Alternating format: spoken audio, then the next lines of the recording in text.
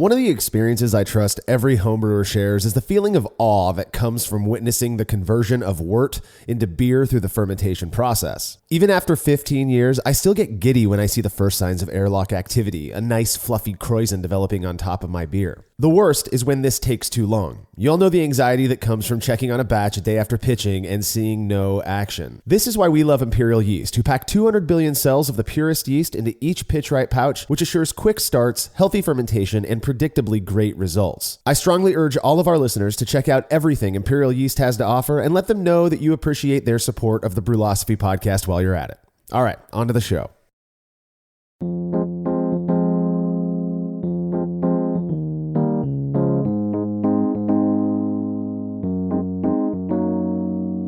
The freshest beer comes straight from the tap, which creates an issue for people looking to enjoy their favorite brewery's product elsewhere, as well as homebrewers who want to take their beer somewhere to share with others. There are a number of beer transportation products out there, though some of the most commonly used are known to have issues that expedite beer degradation. You're listening to the Brewlosophy podcast. I'm your host, Marshall Schott, and in this episode, I'm joined by contributor Cade Jobe to discuss beer storage and transportation with a particular focus on CO2 pressurized growlers. Yeah, as we come back from COVID, this one is really, really cool for me. I mean, Oregon is finally opening up, and we're talking about having our, first homebrew club meetings, at least ones in person that I've been able to attend in a year. So I'm excited about being able to share my beer again. And, for those of you that haven't been able to do it over the last year, or just maybe looking to, start fresh with how you package your beer to get it to places to serve to other people, we're going to have a lot of stuff in this episode, and then we'll talk about, Marshall's experiment with CO2 pressurized growlers and using that. So I think this one's going to be really cool and hopefully really timely for everyone. Yeah, I know. I'm with you, man. The coming back from COVID, it feels good. Pretty much everyone I know is fully vaccinated, and we've already done some meetups at breweries now, and it just feels so normal, and I think we all need this. Brewing beer is fun and all, but for me, what I love more than anything is sharing that beer with others. We've sort of made a business out of doing just that. Over the years, I've definitely run through the gamut of storage containers and look forward to chatting with you about that as well as the results of the experiment you talked about earlier. So, all right, if you're a fan of what it is we do here at Brewlosophy, we would seriously appreciate if you'd consider becoming a patron by visiting patreon.com/Brewlosophy, where for a small monthly pledge, you'll receive rewards like access to unpublished recipes, participation in private patron forums, unique discounts at Yakima Valley Hops, and an invitation to a monthly live Q&A session with someone in the brewing world. Coming up in June of 2021 is Mike Myers from Root Shoot Malting, an awesome craft maltster out of Loveland, Colorado, who is producing a delicious array of brewing malts. I've had the opportunity to brew with their Vienna malt, and I'm telling you, it's incredible stuff, and I trust this session is going to be pretty banging as well.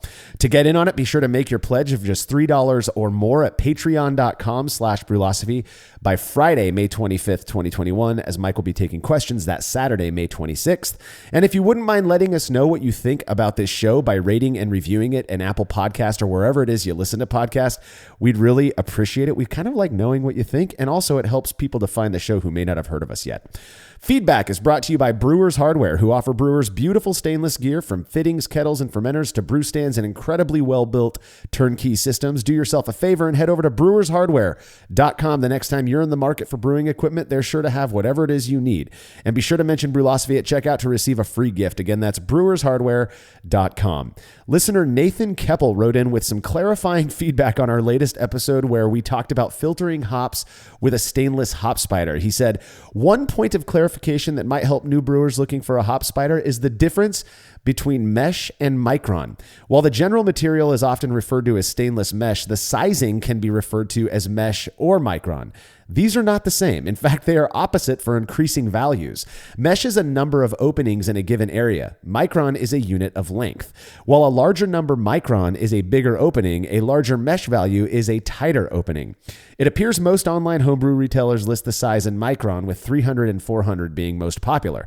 Some of the electric all-in-one systems have an 800 micron spider. I know it's confusing and hard to keep them straight. Yes, it is. I know in manufacturing, I've previously come across the micron mesh conundrum when I was a young engineer and had to find conversion charts, so I have a sensitivity to the difference in terminology.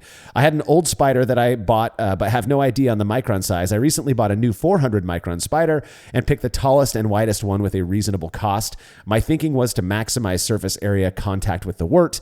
It was interesting to hear that in this particular experiment, the beers were perceived the same, using a spider or tossing pellets and loose. In my mind, I can see how smaller, tighter spiders may restrict more hop utilization, while larger, more open spiders would allow more contact. I'm looking forward to the comparison between the stainless hop spider and a fabric bag. I found this delineation between micron and mesh very enlightening. I'd never heard of that before. Yeah, me either. I actually didn't realize that there was a difference between those two. So that's awesome feedback, but that's really interesting now. So if I see something that says it's, mesh of like 800, that's a really, really tight, really small mesh versus micron. I guess I've always seen them in marketing, or at least online, with the micron size in there. But that's really interesting to know. And yeah, that was a really cool experiment. And the feedback provider, I also wonder too if you used a really small hop spider, like some of those small little torpedo things that they use for dry hopping, if that would make a difference. But yeah, that was a really cool experiment, really fun one, and awesome for pointing out that distinction. Yeah. I mean, I had absolutely zero clue about this difference between mesh and micron. I guarantee you, I'm not going to remember which is which.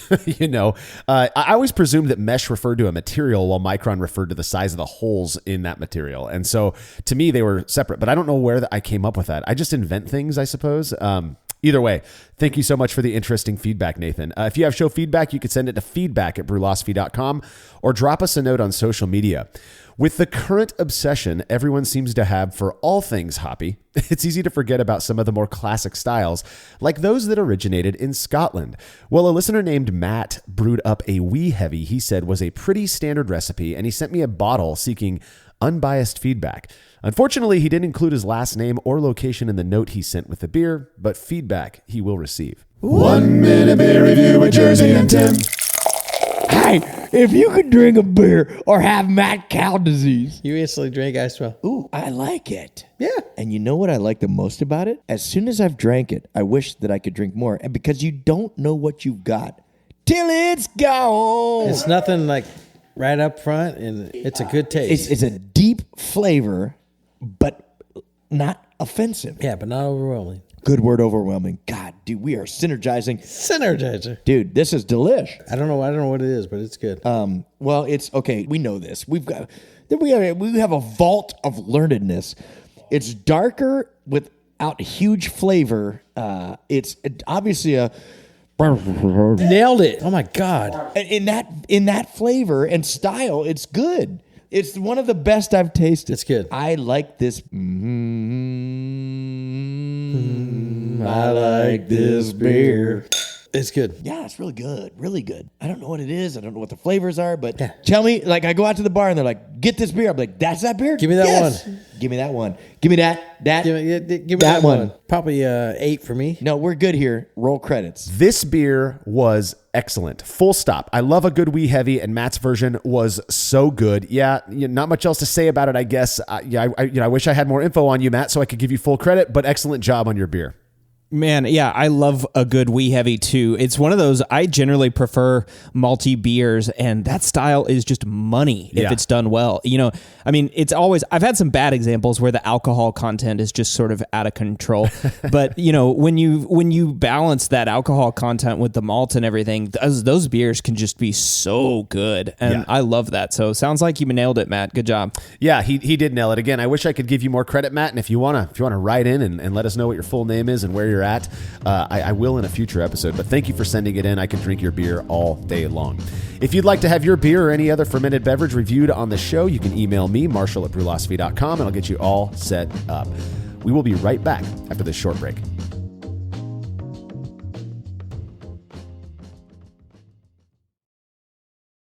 After a long brew day, the last thing I want to do is waste more time chilling wort. I've tried so many different options, and ultimately I settled on the super efficient immersion chillers made by Jaded Brewing. With the King Cobra and Hydra, I'm able to chill my entire batch of wort from boiling to just a few degrees above groundwater temperature in as little as 6 minutes. If an immersion chiller is right for your brewery, then do yourself a favor and check out all of the rad options Jaded Brewing has to offer at jadedbrewing.com, and be sure to let them know Brewlosophy sent you.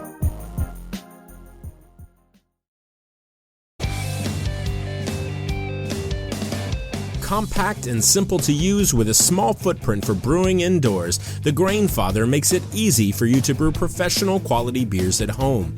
The Grainfather is an all-in-one brewing system that lets you brew all-grain beer in a single, compact stainless steel unit. It uses an electric heating element and pump to maintain a constant temperature and to circulate the wort during the mashing and cooling stages. It also comes with a counterflow chiller to reduce chilling times and produce high-quality wort.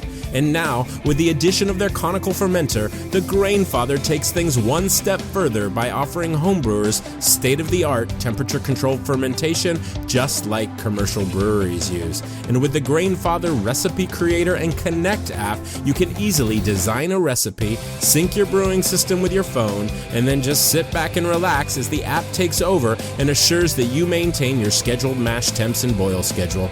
Head to Grainfather.com to purchase your all-in-one brewing system today and to sign up for their free recipe creator tool. Once more, head on over to Grainfather.com, that's Grainfather.com, and get started today.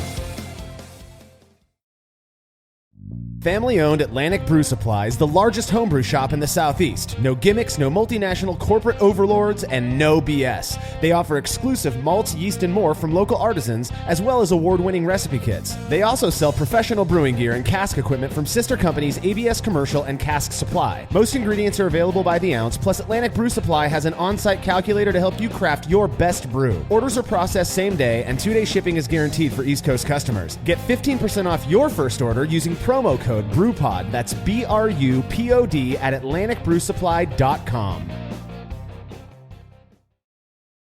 Craftmaster Growlers takes traveling with and sharing beer to a new level. Made from heavy-duty stainless steel, Craftmaster Growlers are double-wall insulated and can keep beer cold for up to 8 hours. Unlike typical growlers, Craftmaster Growlers come with a swiveling tap and fully integrated CO2 regulator cap, allowing beer to stay fresh for 2 weeks or more. The square design takes up less space and will fit in most refrigerator doors, and every Craftmaster Growler comes with a 1-year warranty. There are 64 and 128-ounce versions available over at craftmastergrowlers.com.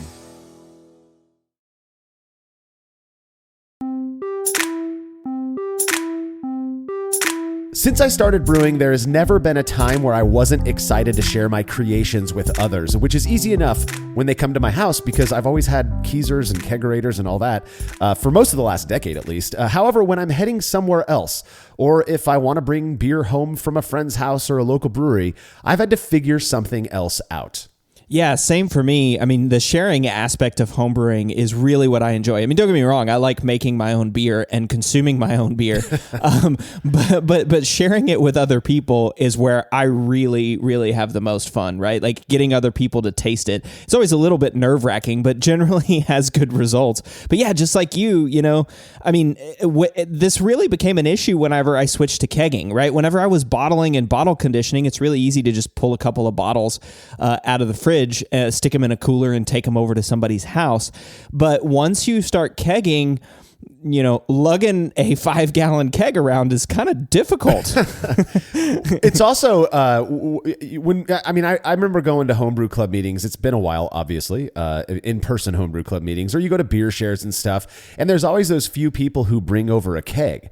And I love that. The issue is usually, I mean, especially on the homebrewing scale, unless you're running that beer through a filter, a plate filter of some sort or whatever, there's going to be sediment on the bottom of that keg. And I don't care how gentle you are with it, when you put that keg in a vehicle and you move it to somebody else's place, it's going to get mixed up. And all that sediment is going to take another 2 or 3 days to fully settle out. So now you're serving beer that is not as pretty, not as good tasting, in my opinion, as it may have been if you were serving it straight from your own tap. You know, there are ways to get around doing that. One of the probably the easiest is to rack beer from your keg into another keg, and then you take that, and then it's basically, you know, you got this nice, clean, clear beer that you're sharing. But probably the most popular, again, like you said, Cade, this is going to be a show that's really more about those who keg beer and then want to move that beer to somebody else's place. Or again, if you're going to a brewery or something and all they have is their beer on tap and you need to get it home, there are a bunch of common ways to do that. When it comes to transporting beer somewhere else, And I kind of include in that storage as well, because you are storing it in this vessel, whatever it is you're taking. There are some concerns that come into play. And the first one that we're going to talk about is temperature. If you transfer beer into a bottle, into a growler, into another keg, and you're moving it somewhere, you are going to warm that beer up. It's no longer in the fridge, right? Yeah, exactly. And that's a difficult one too, right? I mean, this is even one for bottles, but temperature plays a lot of roles, right? We know that as temperature raises, as you get things up to like room temperature, oxidation reactions are happening, contamination is happening, and all of these things that stale your beer are occurring at higher rates whenever you get to a higher temperature. So yeah, I mean, this is one for a bottle too. If you take those bottles out of the refrigerator and then you just stick them in the front seat of your car as they warm up, even if you're in there for, even if they're only warmed up for an hour or so, that can still be a huge deal in terms of oxidation and keeping your beer as fresh as possible, because that's the goal, right? I mean, the whole goal of this is getting your great tasting beer from your house to another place, or getting it from the brewery where it's great tasting on draft, back to your house. I mean, and that can actually be a lot harder than it seems. And temperature is a big one, right? Yeah. And that's why I like, some of these CO2 growlers and stuff like that, or like stainless steel growlers, is because a lot of them are vacuum insulated. So that temperature change isn't going to be as drastic. Well, and to clarify, temperature is not going to cause your beer to get contaminated. What you were referring to, Cade, I believe, is that if you have a potential contaminant in that beer, as the temperature rises, it's going to expedite the process with which that contaminant works, right? We know that there is a strong correlation between microbial activity and temperature. The warmer it gets, the more active they become. They could do things quicker. So keeping the beer cold serves multiple purposes. For me, trusting my process, that I'm not basically exposing my beer to contaminants. I just want to serve a cold beer to my friends. If I'm taking it somewhere, I want that beer to stay cool. So that's one thing that you got to consider when you're moving beer from one place to another or storing it in another container. The other one, you kind of hit on it a little bit, is oxidation. When you're taking beer off of your tap, and this is how I typically do it, and you're pouring it into a growler from your faucet, you're letting it kind of foam over a little bit, that beer is going to be exposed to oxygen. So how long are you going to be keeping that beer in this other vessel, this secondary vessel that you're planning to move around a bit? Is it going to be impacted by oxidation? Yeah, exactly. And you hit on two things there that I think are really important, right? One of them is agitation, and the other one is time. So agitation, you already talked about in kegs and stuff, and certainly in bottles, if you're bottle conditioning, moving that bottle or moving that keg causes whatever sediment is to come up into solution. But the actual pour of beer from the faucet or from whatever keg you're transferring out of and into, if you're just opening up a faucet and pouring into a bottle or a growler or a CO2 container, or CO2 pressurized container, or just a stainless steel glass, that causes agitation, right? And that agitation exposes the beer to oxygen, to air, right? Yeah. And so that can also speed up the reaction. All the oxygen molecules are colliding faster. So agitation is a big deal. Shaking up, that's all, shaking up a can or a glass is never a good idea. Not just from, CO2 issues, but also because you're agitating and increasing the way that oxidation does. But, the other half of that is time, right? And this is a big one too, because there are considerations when you're traveling or when you're transporting, right? If I'm going to put my keg in the backseat of my car and I'm driving, 3 minutes down the road to a friend's house, that's not a big deal, right? That beer's not going to heat up all that much. Right. But if I'm taking my keg on a camping trip, right? And I'm driving 4 or 5 or 6 hours, or, and it's going to be maybe back in the trailer, or if it's going to be in the backseat of the car for that long, yeah, that beer can raise its temperature fairly quickly, right? And then you have the issues too of where am I going to store my keg? Well, I have to buy, so this was an issue that I had with experiments. And so one of the ways that I wanted to sort of preserve the experiment was transporting my kegs to homebrewing meetings. So that's literally what I would do. I'd load my kegs in the back of my in the back seat of my truck, grab a trash can, 3 or 4 bags of ice, all my serving equipment and all that, and then load that whole thing up and take it over to a homebrew club meeting to serve for experiments. Yeah. But that temperature is important too. If I'm serving that beer over an hour, I have to think about all these other logistical concerns. Yeah. Whenever I'm using a keg. Exactly. Or any sort of thing. I mean, the homebrew club meetings here, remember, I live in Fresno where, I mean, you're from Austin, so you know heat. Mm-hmm. If you're having a homebrew club meeting in the middle of summer, even if you start at 11 o'clock in the morning, how many times is there just a table that has a bunch of open bottles or growlers on it? Those beers are warming up. And what is happening in that time? For the most part, I say this with a bit of hesitation because I don't want people to think I'm minimizing the impact of certain things. If you open up a bottle of beer and set it down, that bottle is consumed fully in the next hour or so, I think you're going to get a pretty good idea. It's going to represent the beer that it was meant to be pretty well. It's not like it's going to be contaminated immediately. But how often do you go to a brewery, you want to take a growler home and drink it over the next week? You don't want to, have that beer all that same night. You just got done drinking those beers in the pub, And so you got to think about these things. A good brewery will typically purge that growler or whatever it is with CO2. In fact, House of Pendragon here does exactly that. They run CO2 to the bottom of anything they're filling with beer. For a good 5 or 6 seconds just to try to get out as much of that oxygen as possible. Agitation is only a concern if there's actually oxygen in the presence of that beer because it increases the surface area. If you can purge all of that oxygen out, then you should be at least relatively safer from that. So yeah, and that's a good one too because that raises this other issue of volatilization, right? And so a lot of growlers and stuff have a decent amount of headspace, right? That's opportunity for carbonation. Volatilization is just things coming out of solution, right? So carbonation comes out of solution. There's certain hop aromas that will come out of solution. Exactly. Sulfur in a German lager. I mean, some people will tell you that that German lagers have to have that hit of sulfur as soon as you open it or as soon as you taste it. I don't necessarily agree with that. Some people do, but all of those things. All of those things happen. So that volatilization, if you're, again, pouring out of a tap into a growler with headspace, if you don't purge that headspace or like the House of Pendragon's doing, purging the entire growler, that's air, right? And that can get into solution. And if you put that air, even if you stored it in your refrigerator, if it's in your refrigerator, it's probably okay. But if you're, transporting it for a while and agitating that, you're going to get a lot of air, oxygen in solution. So yeah, these are all, sort of big concerns that can make that great beer that you had at the brewery no longer taste great when you're drinking it, 3 or 4 days later. And pouring out of that growler, right? Like when I pour a glass, now there's a big thing of headspace there. Exactly. Well, I can't tell you, and I'm not trying to make excuses for myself. I tend to be very honest. If I make a beer that I don't think is that good, or if somebody doesn't like it, I'm okay with that. I'm okay admitting that. I brew way too often for me to be hurt by that. I have taken beers places and used we're going to go over a bunch of different, beer transportation vessel options here in a minute. But I've taken beers places. I've bottled off the tap. I've used Nalgene bottles. I've used any number of types of growlers. And when I get them there, literally within a couple hours, they just taste different, Now, obviously, I'm not doing a triangle test or anything like that. But there's this thing where you're like, why does this taste so different? What's going on here? There are things you got to consider when it comes to transporting beer in secondary vessels.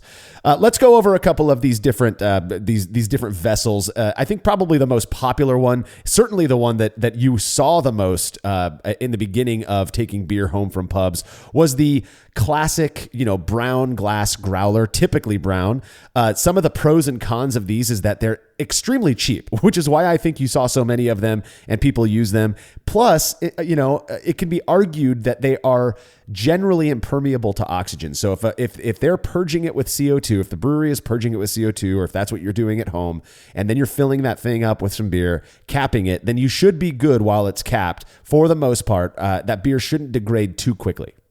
Yeah, the only thing there with the grass growl or with the oxygen permeability for the glass growler is that cap can be oxygen permeable. Absolutely. And if it's not screwed down all the way or if it's just off a little bit, you can get some stuff in there. But for the most part, yeah. And I think you hit the nail on the head there. Why these were so popular, because they're cheap. They're everywhere, right? Like you can take a glass growler home from the brewery and then go back to that brewery, get it refilled. So it's super easy. You don't have to have this big investment, or not big investment, but you don't have to invest in equipment to seal it or anything like that. So it's really nice and it's really usable. The big downside with it though is, one, it's not insulated, right? Mm-hmm. So if you take that growler and you set it out on your counter or whatever outside, like we said, outside at a homebrew club meeting, or just outside on your patio, right? Like, if it's 90, 100 degrees out there, that whole glass, that glass is going to get warm. Your beer's going to get warm. There's no denying it. Yeah. That's going to cause problems. And then you go capping that thing back and putting it in the refrigerator, that beer's going to taste different. Exactly. There are quite a few cons when it comes to glass growlers. The first one I want to point out, we talked about off flavors in a recent episode that you and I recorded. I have seen glass growlers. I don't know why any brewery would ever do this, that are clear, like perfectly clear glass growlers. Can you imagine how quickly we know skunking occurs when ultraviolet light, when sunlight hits a beer? And just walking to your car with a clear filled glass growler, I would never recommend anybody do that. So that's a big one that I wanted to get out there. But also it's glass. They're easy to break. I can't tell you how many times I've nudged a glass growler off of my keezer or off a table to break it, and I've had to sweep it up. I don't have any glass growlers left, to be honest with you, because they've all broken. So that's one thing. Also, can you imagine dropping a full glass growler and having it break? Oh God. Yeah. A gallon of beer that just like spilled out, or a half gallon, whatever size growler you're getting. Yeah. I mean that, and I've heard this phenomenon too, just like you can have bottle rockets. I've heard of having like growler bombs due to like agitation. So if you've got low headspace, so sometimes I guess low headspace probably won't be a too big of a deal, but it's sort of like that sweet range of headspace where there's like a small amount of headspace where there's not a lot of area for gas to come out of solution. Yeah. But like shaking a can of beer, when you shake that can, if there's no place for that gas to come out of solution, it creates pressure, and you can have growler bombs. I've heard stories about that. Thankfully, I've never had that. But like you said, the big thing is that the glass breaking. The other thing I'll say too is I've done this on multiple occasions, and it really pisses me off when I do it. It's leaving that growler out overnight, right? They're hard to clean. You got to get a brush down inside a little hole of a growler neck, right? So, or you got to leave something to soak. I mean, they're a little bit more difficult to take care of in that way. Yeah, I have in my notes, one of the cons of a glass growler is how small the opening is at the top. And so for cleaning, that's a pain in the butt, but then also for filling it up, you're naturally going to produce some foam, as you're doing that. So it's really quite messy. If you to fill it properly, in my opinion, you have to let that foam kind of come out of the top until the actual beer line gets to the top of the growler. So there's no air in there. It's just a pain in the butt because of how small that is. Now, it sounds like we're kind of maybe bashing on glass growlers. I've used them hundreds of times. We're just trying to go over all the pros and cons. One of the kind of cool solutions to the glass growler that started to pop up, I don't know, 5-6 years ago, at least, that I noticed, is the stainless flip top growler, which, some of the good stuff about this is, one, they're stainless, so they're not going to break if you drop it. They might dent a little bit. They look really pretty. And they are, in addition to being impermeable to oxygen as the material is, it's also impermeable to light. So no more skunking issues. Yeah, no more skunking issues, and they're generally vacuum insulated too, or at least that's the most popular ones these days, right? I'm talking like, the Yetis or the Philips or any of those sort of like camping, insulated growlers that you might store coffee in or something, if you were going camping, all that stuff. So those things are really, really nice in that they also usually have a wide mouth, right? So they're easy to clean, easy to fill. You don't have to worry about as much foam coming out. And yeah, so these can be like a really nice alternative, to glass growlers, but they also come with some cons, right? That wide mouth is more surface area for exposure to air, right? You have it's harder to, manage the amount of headspace whenever you're filling that growler. Yeah, exactly. And the stainless flip top growlers that I've used were never insulated, so I don't have experience with those ones. And stainless it's not like copper, but it will get warm pretty quick. I've had multiple experiences. House Pendragon again moved to stainless growlers a few years ago, and so I picked one of those up and had it filled a few times. And if you're out, I'd be hanging out in the garage collecting data, and then we'd pull out the growlers and have a beer share, all that stuff. That it warms up pretty quickly if it's not insulated. So that was one of my cons. If you happen to have one of the insulated ones, like you said, I think Costco actually has some like 32-ounce vacuum insulated, whatever it's called, stainless growler type things that are, I think, intended for water, but they're perfect for beer storage as well. Again, nice wide mouth, easy to clean, impermeable to light, impermeable to oxygen. They're pretty great. Biggest thing for me, biggest drawback is if you don't want to drink that entire beer after opening it and you want to save it for later, good luck. Not only are you going to lose carbonation, but you're also going to expose that beer has already been exposed to oxygen. So chances are you're going to start to taste oxidized beer. Yeah, and I mentioned when we were talking about glass growlers, like growler bombs, I've had personal experience with the stainless flip top growlers of like the champagne cork pop. And what I mean is that it's that like, as soon as you pop the lid off of that flip top, it's like a boom, and it like, it explodes, and that lid like comes back and flips back at you. It's kind of scary. There's nothing that's going to, hopefully there's nothing that's going to like pop off like a champagne cork, but man, with some of those stainless steel flip top growlers, I've seen them get like super pressurized really quickly. And actually I have a story about this too. So I had a Yeti growler that I used to take. It was a 64-ounce growler, and I thought, man, this is going to be fantastic for brewing beer. So I went and took it to a brewery. I actually bought the growler from a brewery, a Yeti stainless growler with the brewery's logo and stuff on it.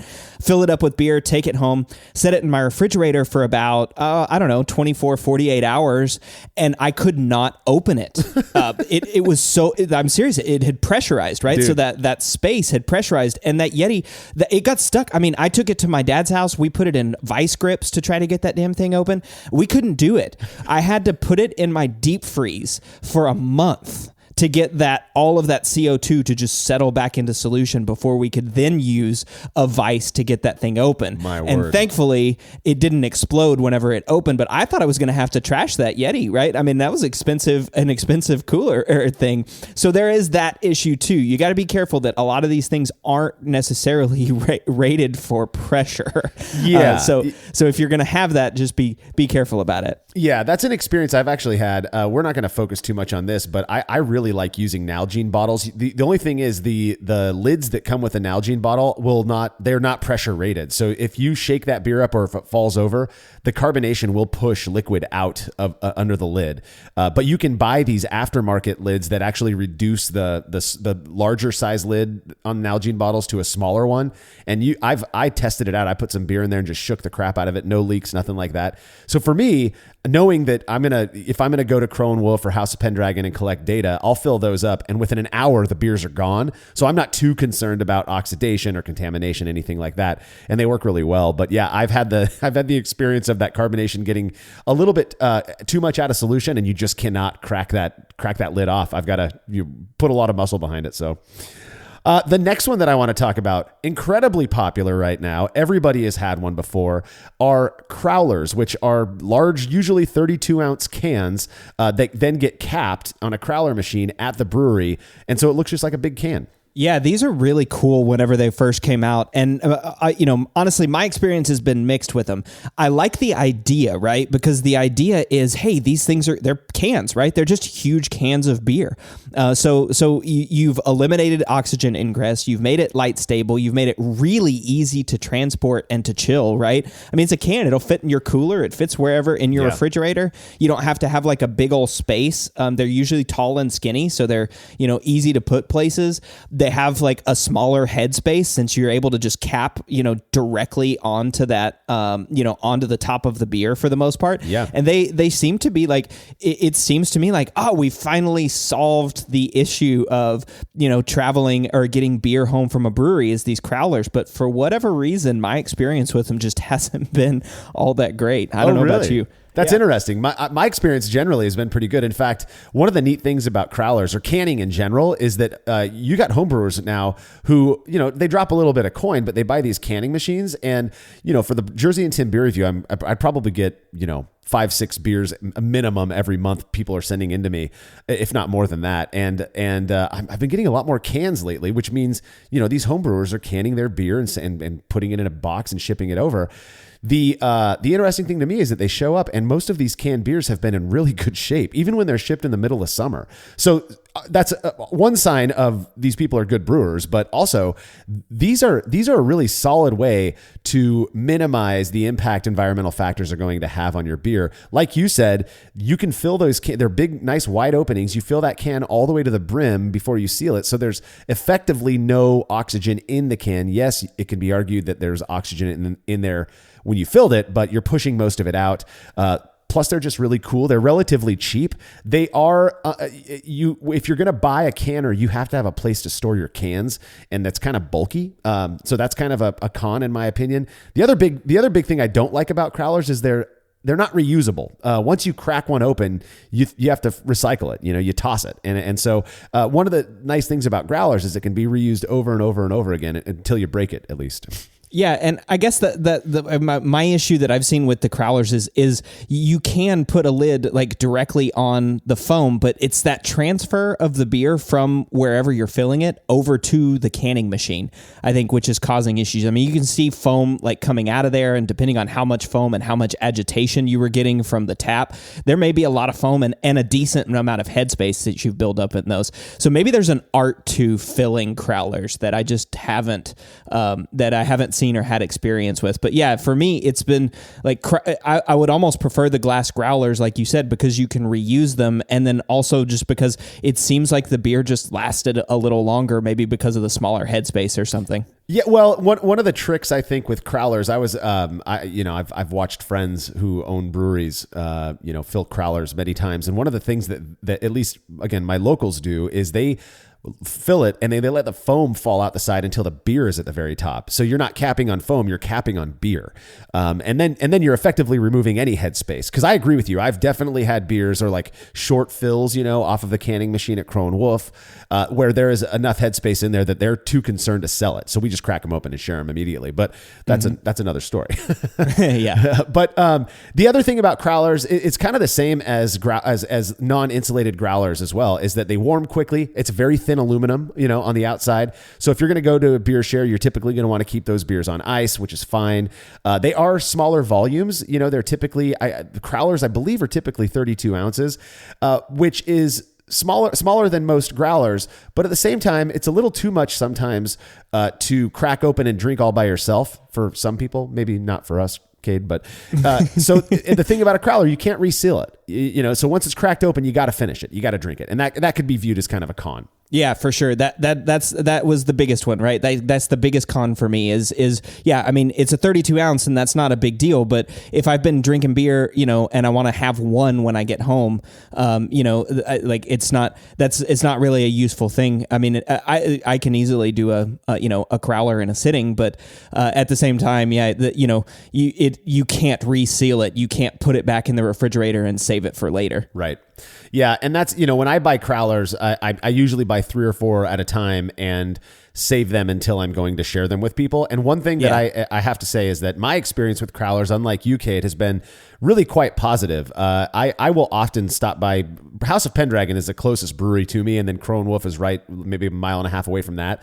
So I'll stop by House of Pendragon on a Friday night on my way home before going to a barbecue or something at Tim's house, and I'll grab 3 or 4 Growlers, and they're 3 or 4 hours old by the time we're cracking them open, and they're great. I mean, I don't notice any degradation. So I like Growlers, but I view them as a one and done type of a vessel, right? You crack it open, you share it with your friends, you're done with it, you toss the can. So that could be a pro, that can be a con. I know that different people are going to have different views on this. Well, that brings us to the focus of this episode, and what we experimented on are pressurized stainless growlers.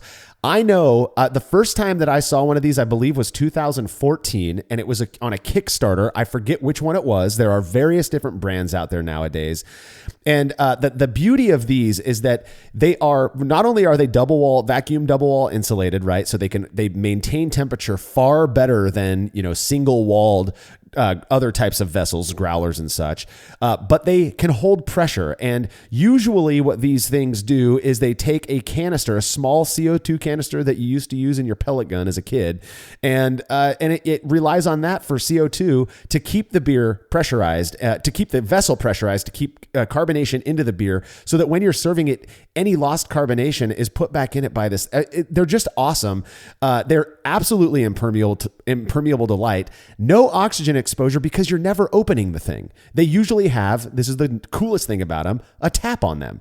Since it's pressurized, you open your little faucet tap and you pour beer out, and without any oxygen exposure. It's almost like pulling one from your keg. Well, I was going to say it's basically a portable draft system. Yeah, right. Yeah. I mean, it really is, and you don't have to bring a 5-gallon keg. You can have these in all different sizes. Right. There's 32 ounce, 64 ounce, gallon, and they're fantastic in terms of, in my opinion, it's the best pour. Right. It's Absolutely. the best if you're looking to transport the beer from your house or from the brewery and get it to a different location.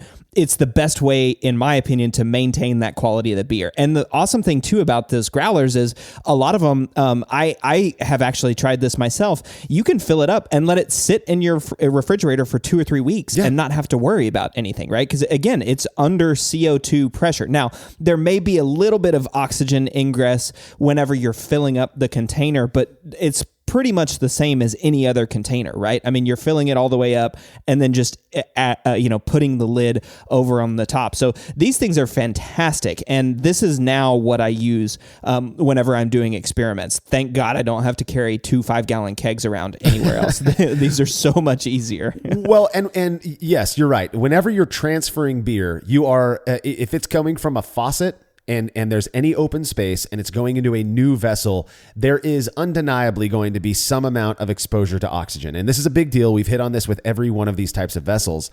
With the pressurized stainless growlers that I'm aware of, and I'm thinking of Craftmaster growlers, UKEG, I forget some of the other brand names, but they all have the ability to purge. So what that means is you clean out your vessel. If you want to waste a little bit of CO2, or if you have a tank nearby, you can actually purge that vessel first, like they do, like I was talking about earlier, put a tube down in there and just run CO2 in for a minute or so, and then fill it with beer, and then you hit it with the CO2, which I believe are mostly the ones that I use. The Craftmaster growlers are attached to the lid.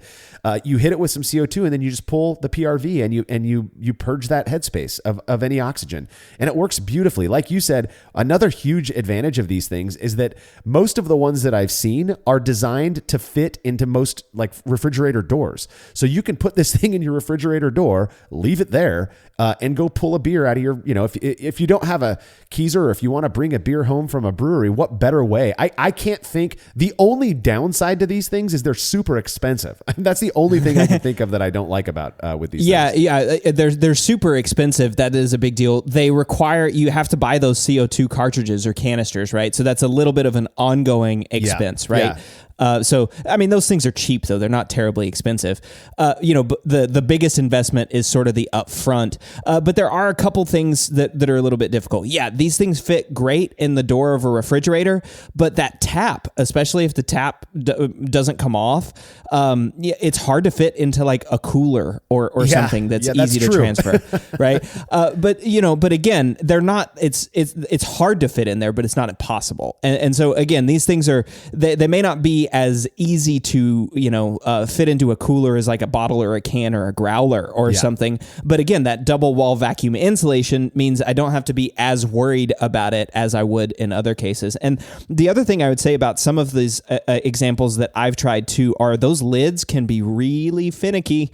Remember, it's under pressure. Yeah. So the last thing you want to do is try to crack that lid while there's pressure on the thing. So, and I mean, it's going to be a significant amount of pressure. It's like serving pressure in there. So it might be at like 10 or 12 PSI. It's going to be pretty high pressure. So that can be a little bit of an issue, but it's really easy. You just plop the PRV and release all the pressure, unscrew it, and then you're off to the next one. And the last thing for a con I would say about these is just there's a little bit more parts to clean and sanitize. Is like getting the cleaner and sanitizer through the tap and all that kind of stuff. But that's a little bit more difficult. Obviously, it's way more difficult than like a Growler or something. Those super easy to clean. But I think the benefits ultimately are worth it. Yeah, I when I first got my Craftmaster Growl, I had a 32 ounce. I have a 32 ounce and a 1 gallon, the 128 ounce version. And I remember taking, I believe it was a short and shoddy batch. This was pre-COVID. And so I filled this bad boy up, I hit it with CO2 and I took it to House Pendragon and I had it sitting on the bar. And so while I was collecting data, I'm serving from this thing. Everybody thought it was rad. I mean, and it is. It looks cool. It works really, really well. The beers were cold, carbonated, all that. And then I just left it sitting on the bar for about 3 more hours and told people, hey, if you want free beer, go grab some, First off, a gallon of beer is quite a, if you're using taster glasses, it spreads well, a lot of people are going to get to sample this beer. No joke. By the end of, I was there, I think I was at the bar for like 4 or 5 hours total. By the time I was leaving, what beer was left in there was still cold. So I mean, if that's not a testament to the insulative power of these things, I don't know what is. I've used a few different pressurized growlers, not just the Craftmaster Growlers, though that is what I'm sticking with now, especially when I'm taking beers to outdoor functions or meetings where refrigeration isn't available. These things keep beer cool and carbonated, plus it's fun to use. Well, I was curious what would happen to a beer stored in this type of a growler over a few days, and I put it to the test. Results when we're back from this break.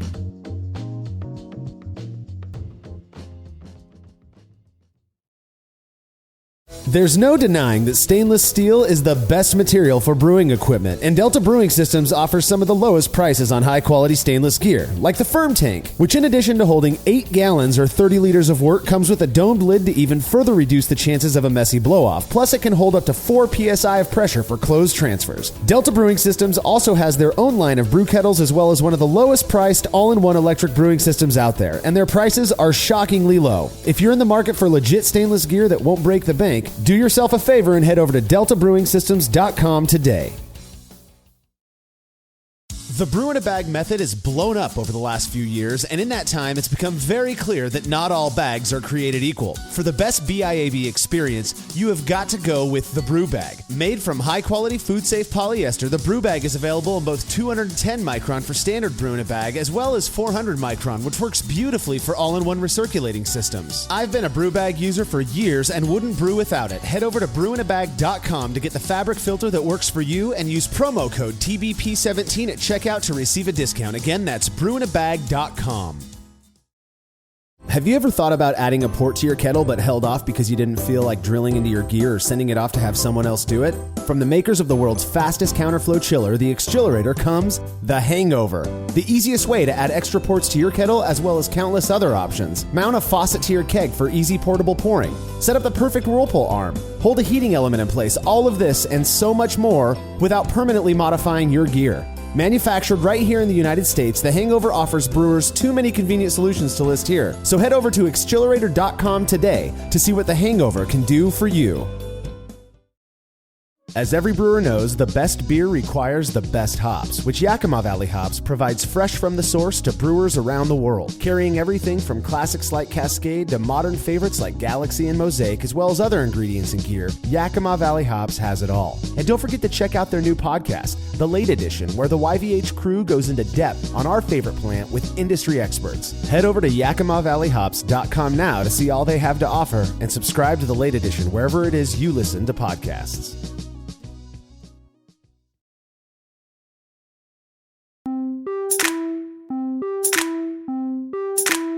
Who hasn't had the experience of taking a growler home from the local pub or perhaps a friend's house, placing it in the fridge, then being pleasantly surprised a few days later when you remember it's there, only to be bummed because the beer no longer tastes like what it used to taste like? With insulated, pressurizable growlers, this problem is a thing of a past.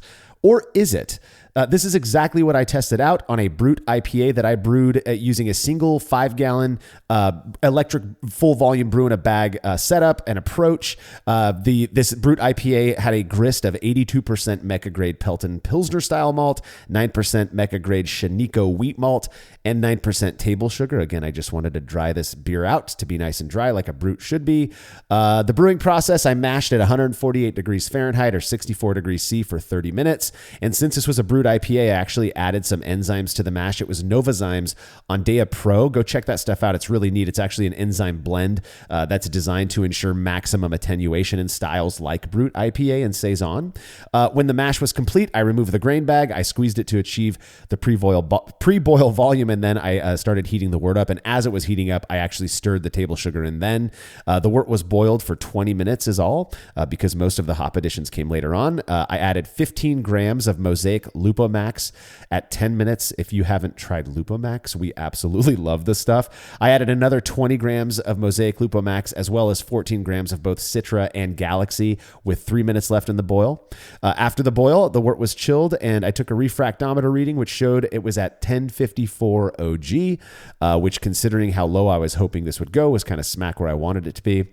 I then racked the wort to a stainless sanitized brew bucket and pitched a single pouch of Imperial Yeast AO7 flagship. The beer was placed in my chamber, which was controlled to 68 degrees Fahrenheit or 20 C, and then I connected my CO2 capture device, which I've referenced many times in past episodes. And then after 2 days, I added the dry hop charge of 25 grams of Mosaic Lupomax with 14 grams each of Citra and Galaxy.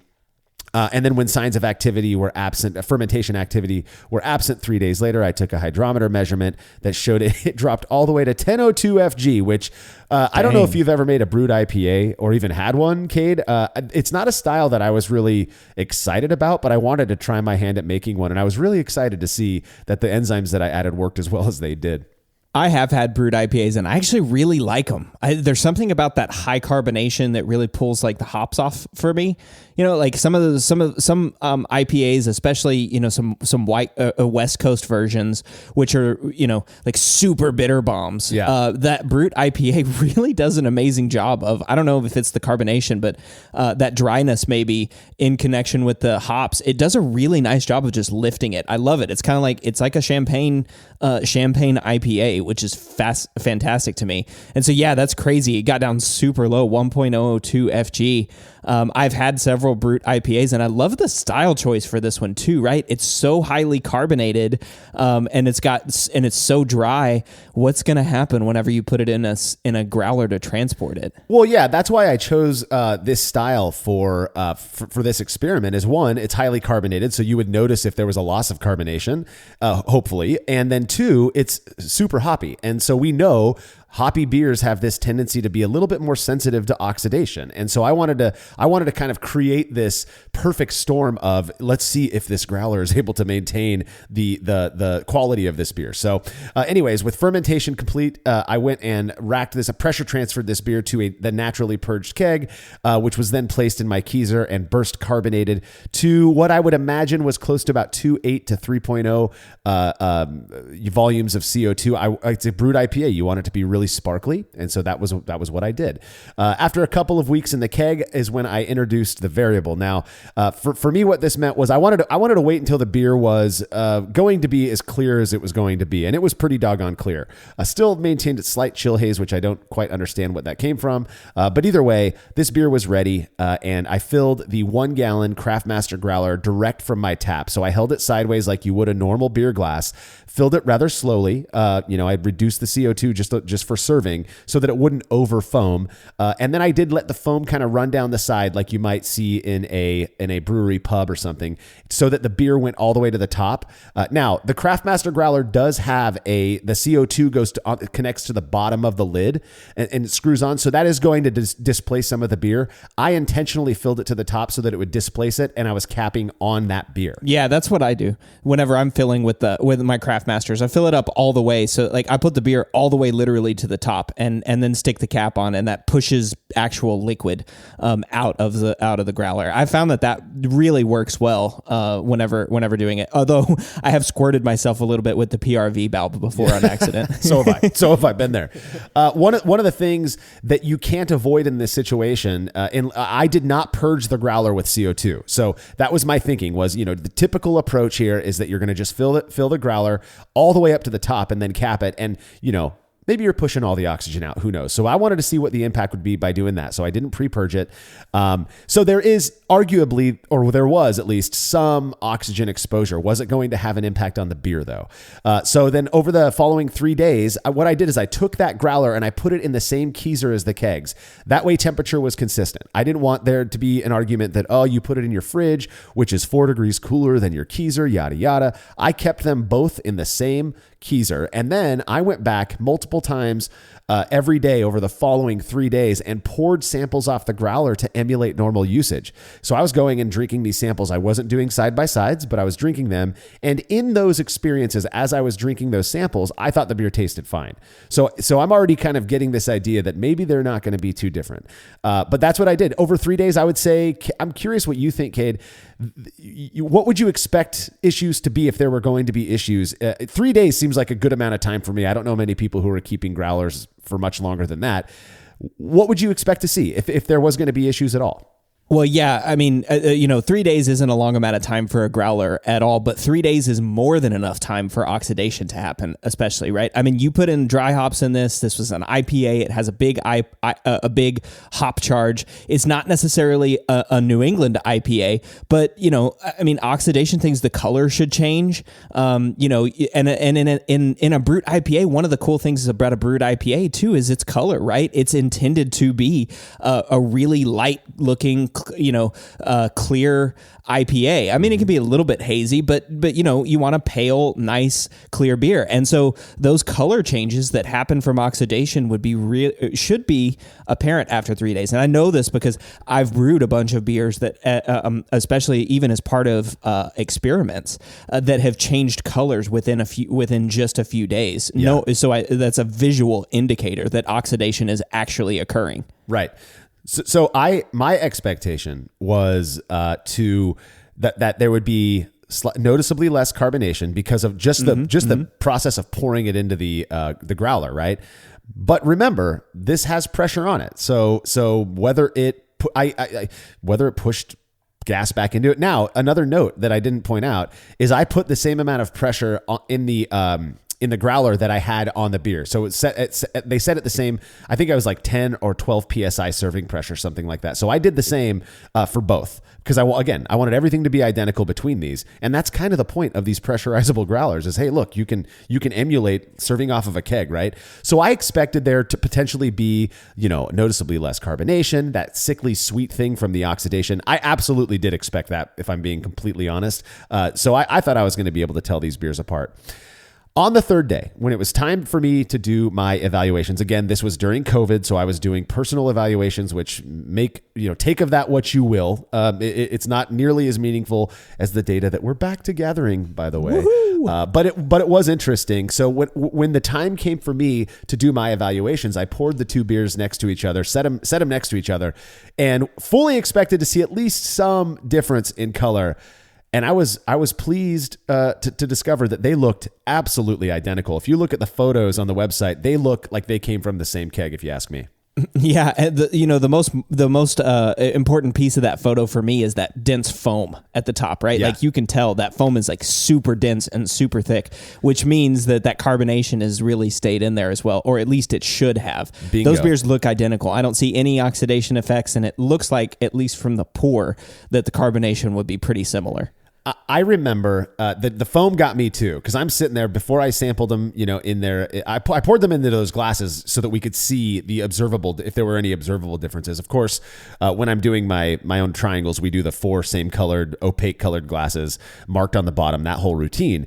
When I'm looking at these beers, I'm looking at the foam as well, just like you, going, well, for as highly carbonated as that was in the keg, the fact that it retained, that they're both showing that same foam quality, that nice, creamy, highly carbonated type of foam, is an indicator, at the very least, that at least the carbonation didn't diminish too much, right?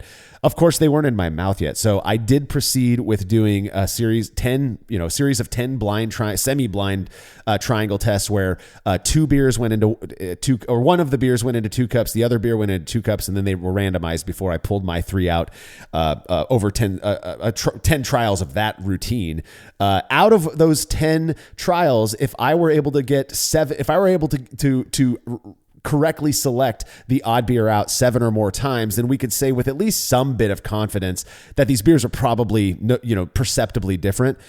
In the end, I chose the odd beer out 3 times, and I'm telling you right now, those were just random guesses because I had to guess. They tasted exactly the same, and this was 3 days later with me pouring beers off of it. So it's not like an ideal situation where I didn't touch the growler. I was pulling beers off of that growler 2 to 3 times a day over those 3 days.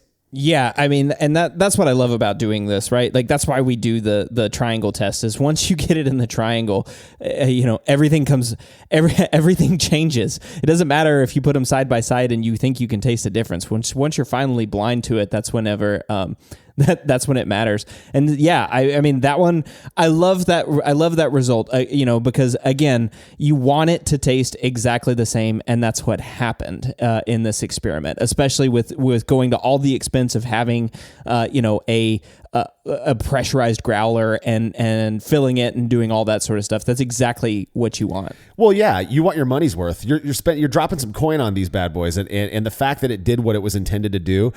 So the next little side test that I did, I don't think I wrote about this in the article, but I had this almost full growler of brewed IPA. There are people who just absolutely hate that style. I have a friend who, and no matter what, where it's from, what brewery made it, he tastes yogurt in every brute IPA, and he's certain that it's because of the use of the enzymes. I'm not sure. I didn't taste yogurt in this or any other ones, but I had some friends who actually really enjoyed this beer.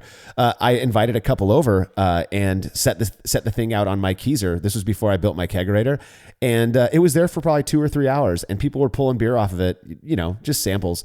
It was still cold. It didn't oxidize. It was still carbonated. Everything about it was money. So I was really pleased with that experience and with the results of this experiment, because it did prove that if you're going to drop, money on one of these pressurizable growlers, and you're using it enough, at least that at least you're getting what you pay for. And again, I detected no signs of oxidation. I detected great carbonation in both. Everything about them were identical. So I was happy with this outcome. Yeah, for sure. And that makes a lot of sense too, right? Like I love this outcome. And the only thing I might want to do too in the future is like extend it out a little further, right? So this was 3 days, you did the separate, study there, but what happens if it's like 2 weeks or a month after? Yeah. Would it still be as good in a CO2 pressurized growler? And then the other thing for me too is, what if we pulled off, a beer every day pulled off like an ounce or 2 or 3 ounces. So you're increasing that headspace every day over a longer period of time. I think that'd be really cool. Just sort of follow up experiments. Yeah. For me, when I got done with this experiment, what I wanted to do the most was compare a beer that was stored in this over maybe a week with one that was stored in another type of a growler that you have to open up and pour the beer out, just to see if that, because I'm so afraid of oxidation, I'll admit it, just to see if that opening and pouring out action really will diminish the carbonation and then also introduce oxygen into the beer enough to ruin the beer. I've had beers in growlers where, you save half of the growler and the next day they taste like crap. So I'm pretty convinced there would be a difference there, but I think a legit, experiment on that comparison would be really interesting and somewhat telling. Absolutely.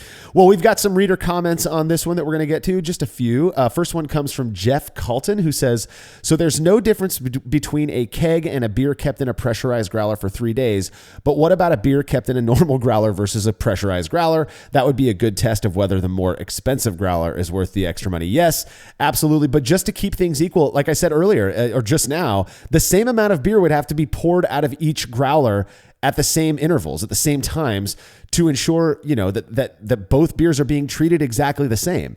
I have no doubt that if you just fill up a glass growler or a stainless growler and throw it in the fridge and never open it, that it's probably gonna preserve that carbonation and even the freshness until you open it. But my issue is when you crack that thing for the first time and start pouring beer out of it, what's displacing the beer is air. And what's in air? Oxygen. You're going to have issues with that. At least that's been my experience. Yeah, again, I mentioned earlier too, some of the caps are better about oxygen ingress too, right? Like some of those are oxygen impermeable caps, and then some of them are just sort of regular cheap caps. It just kind of depends, and also like getting that seal on there, can affect that too. So that might be a thing, but again, like you, if it's undisturbed, I don't see much of an issue there, right? Like I think they'd be pretty similar across all of them. But when you start drinking out of it, and that headspace increases, that's where I think this, the pressurized growler versus the regular growler, you might actually start to see some changes, especially over time. Exactly. I'm right there with you on that one. Next comment comes from Joaquim Leon, I believe. He says, I have a U-keg, so similar thing as a Craftmaster growler, and I've stored beer for a couple weeks in it with no degradation. I haven't tried it with a hoppy beer, though.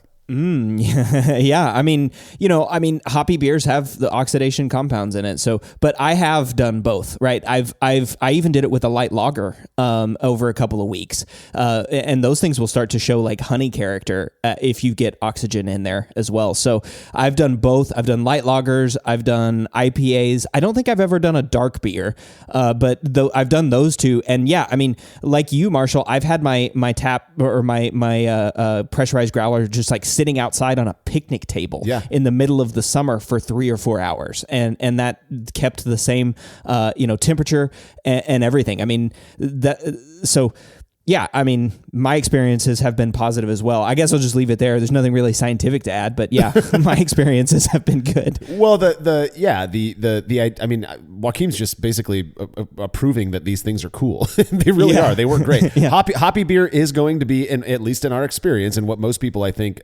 believe these days, it will be more sensitive to certain things like oxidation. And so, racking a hoppy beer like the Brute IPA I made into one of these, there's going to be some concern, but it would seem that by pushing that CO2 into it, you are mitigating any impact, or at least big impacts of environmental factors like oxygen. So final comment comes from Reddit user The Dope Godfather. Good name. I've got a 1 gallon growler from Growlerworks. There's another one. Yeah, another manufacturer of these. So he says, I got a 1 gallon growler from Growlerworks, and I absolutely love it. Perfect way for me to bring my homebrew to parties to share. Plus, it's a great conversation starter when I bring it to breweries to fill up with their beer. And I think it's aesthetically very good looking. I couldn't agree more, The Dope Father, or The Dope Godfather.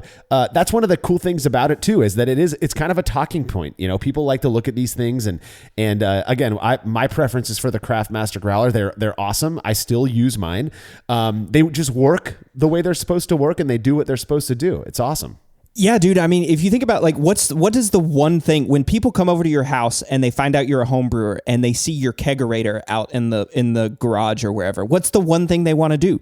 They want to pour themselves a beer off of your tap, right? Yeah, exactly. I mean, like it's like the experience of actually cracking a tap and having them pour that is what people really enjoy that, especially people who aren't homebrewers or aren't used to drinking. So yeah, you walk up with that thing, set it on the table, and people can literally pull from a tap. That's fantastic. The other thing too I love about this is that it's non-committal, right? I should have talked about that a little bit earlier too, right? Like I can pour up and I can just like get like an ounce of the beer, and I don't have to like crack a whole bottle or crack a whole can or anything like that. So if I don't like it, I can end up just like, never mind, I'm not going to finish that. Yeah, I mean, honestly, the ability to bring a beer home from a brewery or take a beer to a friend's house, share it with somebody else, let them borrow your growler, and trust, kind of have a little bit more confidence that it's not going to degrade as quickly. I just love that. And I think it's awesome. And if yes, people are going to say it's too expensive. I get that. If you don't want to buy one, there are definitely other routes. We talked about those. But if you've got the cash and you like sharing beer like this and you want it to be presented in the way that's best, then I think these are a really good option. So, well, that is all the time Well, that is all we've got on storing beer and transporting beer in insulated pressurized growlers. Cade, do you have any final words before we head out? Yeah, I love pressurized CO2 growlers, but I also love the other package options too, right? Like the glass growler taking home from the brewery also is super easy. So, this is all kind of dependent on how you want to use it. So I just wanted to sort of finish with that too. I love CO2 pressurized growlers, but that doesn't mean that the other ones are things that I just toss. I still use all of the above. Definitely no hate to any of the other storage and transportation options out there. Well, don't forget to check out our new podcast, The Brew Lab, where Cade takes you into the lab with real brewing scientists to discuss fascinating research they've done on our favorite beverage. And as always, you can read more about the experiment we discussed by clicking the link to the article on brewlosophy.com in the description of this episode.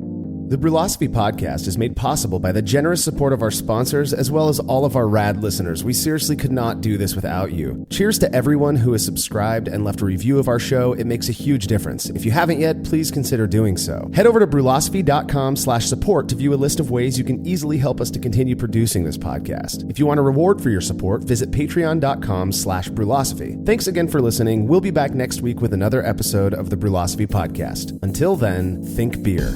Start off the morning with some hot tea, lemon and honey, cause it soothes my throat. Put some herb in the bowl, yeah, it's homegrown. Ain't gotta go through the middleman no more.